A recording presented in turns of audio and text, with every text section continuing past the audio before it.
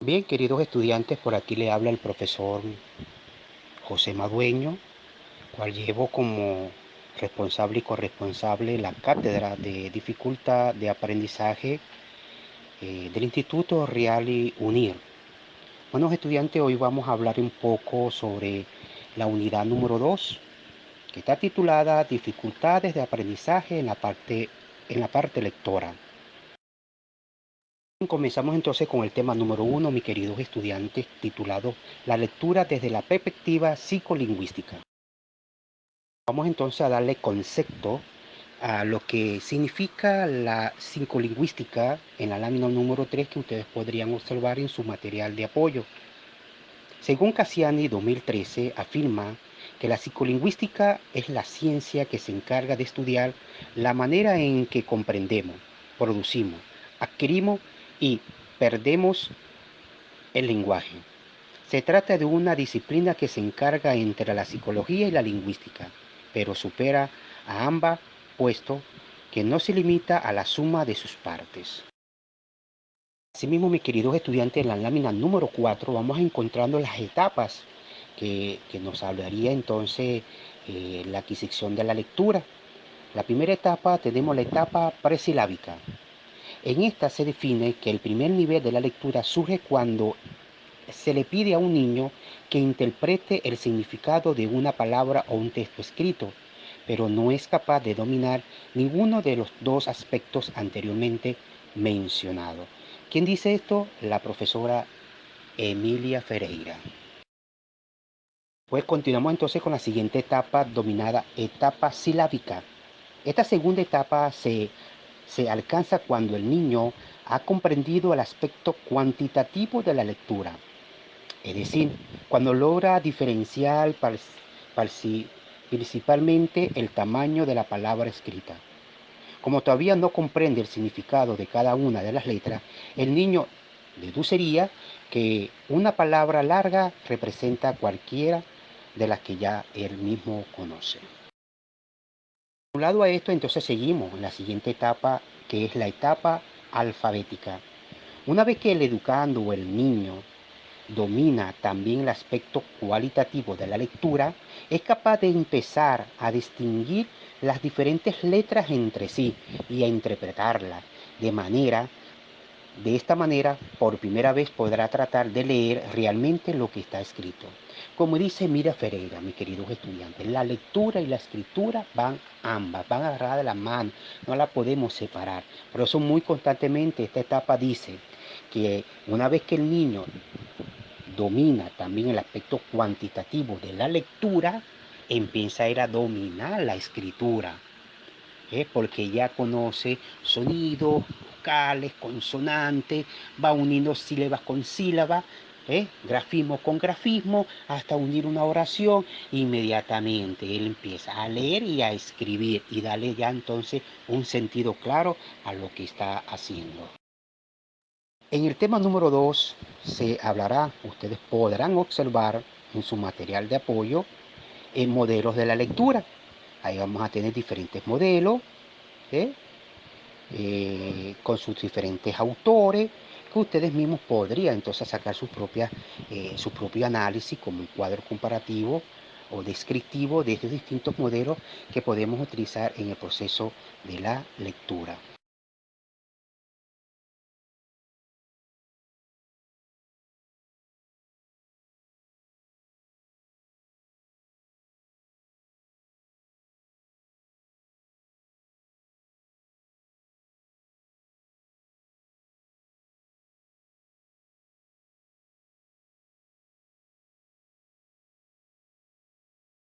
Y mis queridos estudiantes, vámonos directo a la diapositiva número 12, que nos va a hablar sobre las dificultades de aprendizaje en la comprensión lectora con dos autores dominados como Romero y González en el año 2001. Ellos dos llegaron a la conclusión, y así también llega la profesora Emilia Ferreira, que es importante destacar la necesidad de conocer cuáles son las características o comportamientos propios de los alumnos y alumnas de este tipo de dificultades, para determinar correctamente cuál es el rendimiento y lograr Así, la adecuación entre el diagnóstico y la intervención de cada uno de estos sujetos con necesidad. Es decir, que tanto Romero como González, tanto Emira Ferreira como la Dirección General de Educación Especial en Venezuela van agarrados de la mano de este concepto.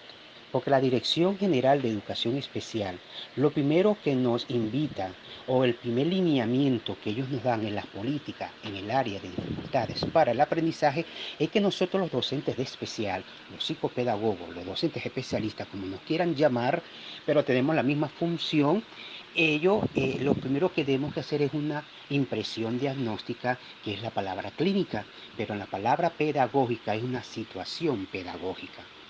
Nosotros aplicamos unas pruebas de manera general para ver cómo está el niño en la parte lectora, en la parte de escritura, para luego entonces sacar el propio PIN del educando. El PIN del educando, mis queridos estudiantes, no es el PIN mío como docente.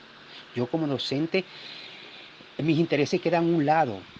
Primero son los intereses del estudiante. Entonces aquí, cuando yo elaboro el PIN, potencialidades, intereses y necesidades del educando, tanto en la lectura como en la escritura, puedo decir dónde está ubicado el niño, en qué momento de la escritura, en qué momento de la escritura se encuentra el niño según Emira Ferreira. En la próxima clase, que es la unidad número 3 y unidad número 4, hablaremos de estas características de los momentos de la adquisición de la lengua escrita. Podemos entonces, mis queridos estudiantes, finalizar esta conversación tan de crecimiento profesional y personal. Podemos decir entonces que cuando el niño presenta una dificultad en la lectura y en la escritura, inmediatamente el niño en ambas él va a sentir un rechazo. Eso está en la diapositiva número 13. Él va a dar un rechazo, sea a la escritura o sea a la lectura. ¿El por qué, mis queridos estudiantes? Porque a veces el docente de aula regular, como el docente especial, yo no voy a sacar acá el docente especial, pero bueno, en la estadística me dice que la culpabilidad más grande la tiene el docente de aula regular, como el docente por hora, como el docente universitario, que no hace las adaptaciones y contextualizaciones curriculares correspondientes a los educandos y que está emanado en la ley. Está emanado en la Ley Orgánica de Educación y en las políticas de educación especial, de que nosotros, todos los docentes que hacemos vida, tenemos que hacer nuestras propias adaptaciones curriculares.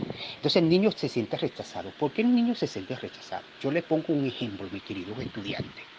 La maestra de cuarto grado tiene un niño que el niño de 11 años, una edad cronológica de 11 años, él se encuentra en el primer momento de la escritura y lectura con transición al segundo. Tiene ambas características de las dos, pero tiene más de la primera que de la segunda. Entonces la maestra dice, bueno, mis niños, saquen el libro de lectura. El libro de lectura se llama Mi Jardín. Y los muchachos sacan el libro de Mi Jardín. ¿Quién no ha llevado cocorrones con este libro? Bueno, mis niños, ahora busquen la página 15. El niño está correspondiendo a un mandato. Como dicen por ahí, el que obedece no se equivoca, el que se equivoca es el que da la orden. Entonces, este educando, cuando abre la página 15, que él se encuentra en el primer momento, con transición al segundo, él no sabe qué es lo que hay ahí. Esa página, para él, es un lobo. Se lo está comiendo. Oh, te estoy comiendo.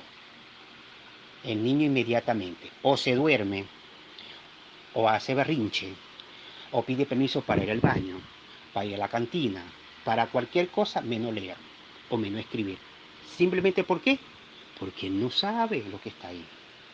Entonces aquí es donde el docente tiene que saber hacer las adaptaciones curriculares correspondientes para ejecutar una actividad lectora y una actividad de escritura. Entonces esto, mis queridos estudiantes, que no se les olvide cuando ustedes sean profesionales. Y a los profesionales que algún día puedan escuchar otros audios, yo los invito a también hacer este hermoso trabajo con estos niños. No rechazarlos de los proyectos pedagógicos de aula. ¿Cuántos niños no están sacados de los proyectos? Cuando a veces uno visualiza los proyectos de aula, se consigue solamente los indicadores del grado y tengo 5 o 6 niños en cuarto grado, sección A, que no están en la lectura correspondiente del grado.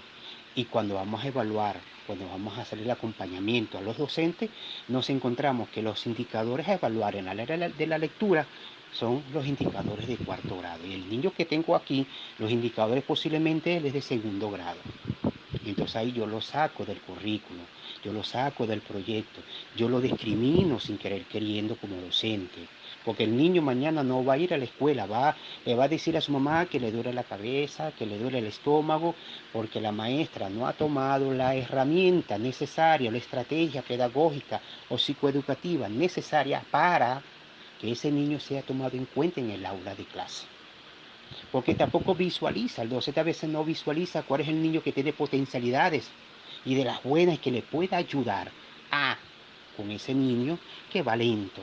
El niño va lento, el niño no tiene un trastorno, el niño lo que tiene es un bloqueo en el aprendizaje.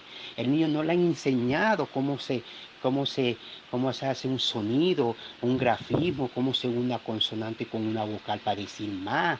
La consonante M con la vocal A, papá, dice más, el sonido es más. Y si yo otro sonido más, cuando yo lo leo dice mamá. El docente no está haciendo eso, mis queridos estudiantes. No lo está haciendo. Entonces yo los llamo a ustedes a reflexión. Cuando lleguen a ese momento de ser profesionales del área de psicopedagogía, no cometamos el mismo error con nuestros niños. Y al docente hay que orientarlo, al docente no hay que condenarlo, hay que orientarlo, hay que darle las herramientas necesarias para que él ejecute en la plena felicidad un proceso lector y un proceso de la escritura. Que pasen un buen día, que Dios me los bendiga. Se les quiere mucho.